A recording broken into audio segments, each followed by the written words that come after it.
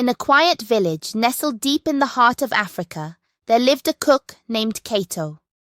His skills in the kitchen were unmatched, but his reputation was not one of praise. Kato had an unsettling air about him.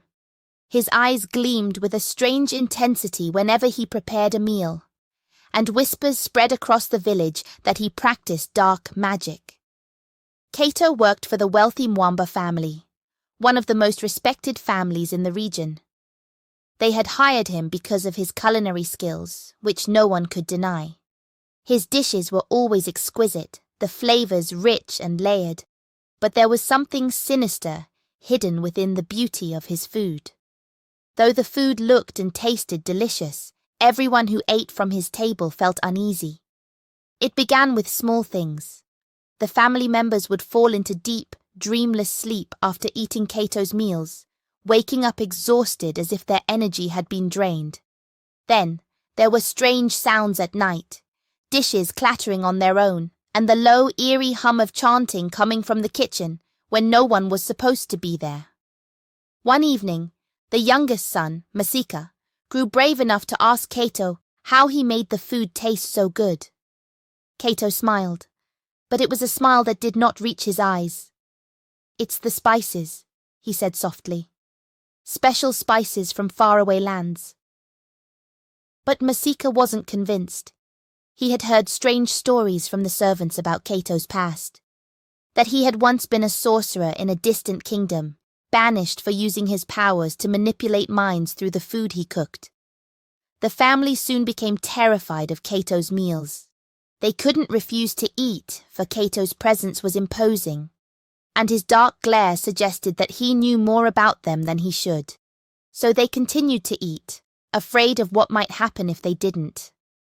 One day, the family's matriarch, Mama Mwamba, fell ill after a particularly lavish feast. She grew weaker by the day, and the family began to fear that Kato was slowly poisoning her.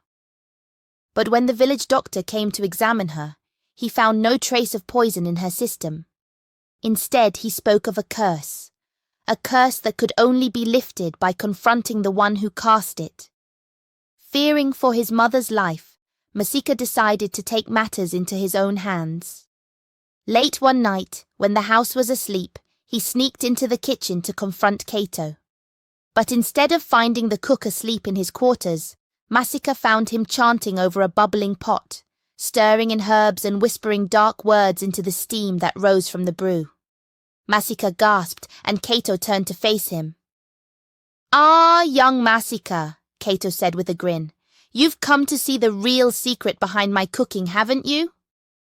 The boy stood frozen in fear as Kato explained how he had been feeding the family more than just food.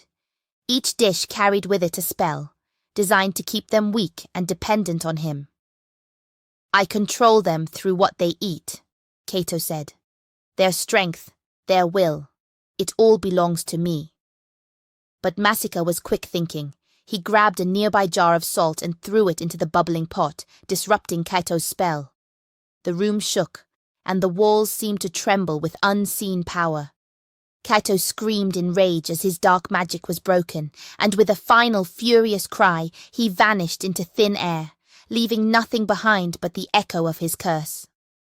From that day on, the Mwamba family never spoke of Kato again. The food they ate tasted plain, but they didn't care.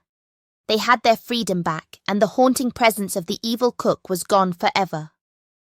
Yet, on quiet nights, when the wind blew through the trees, some claimed they could still hear the faint sound of clattering dishes and the low hum of an old forgotten chant.